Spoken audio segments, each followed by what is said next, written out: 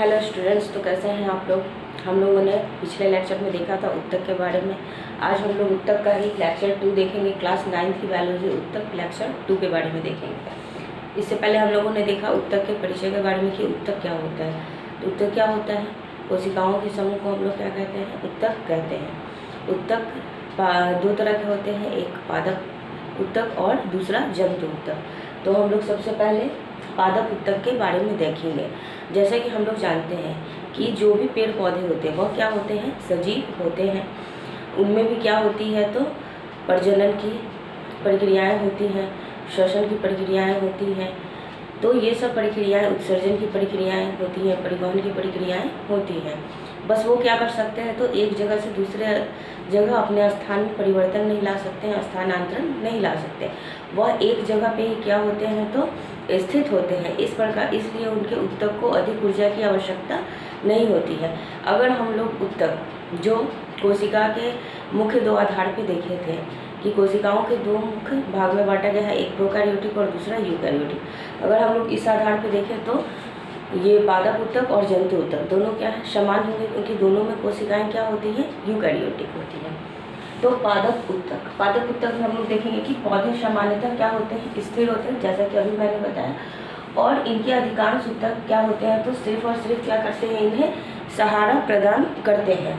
पौधे के अधिकांश उत्तक क्या होते हैं, मृत होते हैं, और यह इन्हें क्या करते हैं, तो सहारा प्रदान करते हैं ताकि वह एक स्थान पे क्या रह सके, स्थित रह सके, खड़े रह सके। पौधे में मुख्यतः हम लोग 2 प्रकार के उत्तक देखेंगे। एक को हम लोग कहते हैं विभिज्योतक और दूसरे को कहते हैं हम लोग अस्थायी उत्तक। ठीक है, तो विभिज्योतक और अस्थायी उत्तक यह दोनों ही उत्तक क्या है, बहुत ही ज़्यादा महत्वपूर्ण है पौधे के लिए। विभिज्योतक जो उत्तक होता है इन्हें हम लोग विभाजनशील उत्तक भी कहते हैं। क्यों कहते हैं विभाजनशील उत्तक, क्योंकि इसमें विभाजन की क्षमता बहुत ज़्यादा अधिक होती है। ये इसलिए हम लोग क्या कहते हैं, विभिज्योतक को विभाजनशील उत्तक कहते हैं। दूसरा है अस्थायी उत्तक। तो सबसे पहले हम लोग आइए देखते हैं कि विभिज्योतक की क्या विशेषताएं होंगी। ठीक है, जैसे कि हम लोग जानते हैं कि नए कोशिकाओं का निर्माण कैसे होता है, तो कोशिका विभाजन के द्वारा होता है। कोशिका विभाजन क्या है, तो वह प्रक्रिया जिसमें नए कोशिकाओं का निर्माण होता है। तो पौधे में हम लोग देखते हैं कि पौधे को हम लोग कहीं से भी काट देते हैं, फिर भी वह क्या होता है, तो उनमें वृद्धि हो जाती है। वही हम लोगों को अगर कहीं से काट दिया जाए, हमारे हाथ या पैर को या फिर किसी भी अंग को, तो हमारे शरीर में उनका क्या होगा, विकास नहीं हो सकता। लेकिन विभिज्योतक उत्तक के कारण पौधे में क्या होता है कि उनके किसी भी शाखाओं को अगर हम लोग काट देते हैं तो वह पुनः क्या करते हैं, कोशिका विभाजन की प्रक्रिया करते हैं और उनमें क्या होता है, फिर से वो तना जो है सो आ जाता है।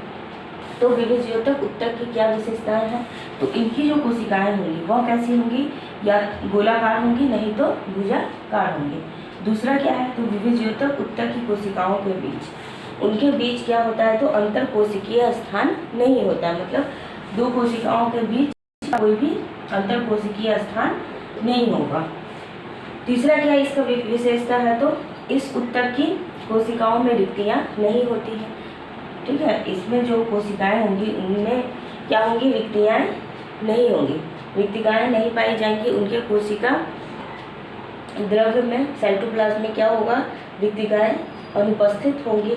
और कोशिका का जो जीव द्रव्य होगा वह कैसा होगा, बहुत ही ज़्यादा गाढ़ा होगा। जीव द्रव्य जानते हैं कि क्या होता है, तो केंद्रक द्रव्य प्लस कोशिका द्रव्य, इन्हीं दोनों को सम्मिलित रूप से हम लोग क्या कहते हैं, तो जीव द्रव्य कहते हैं। इसी जीव द्रव्य में क्या होता है, कोशिका द्रव्य में क्या होता है, तो बहुत सारे कोशिकांग उपस्थित होते हैं जो इनमें डूबे हुए होते हैं। और केंद्रक जो कि पूरे कोशिका को क्या करता है, नियंत्रित करता है।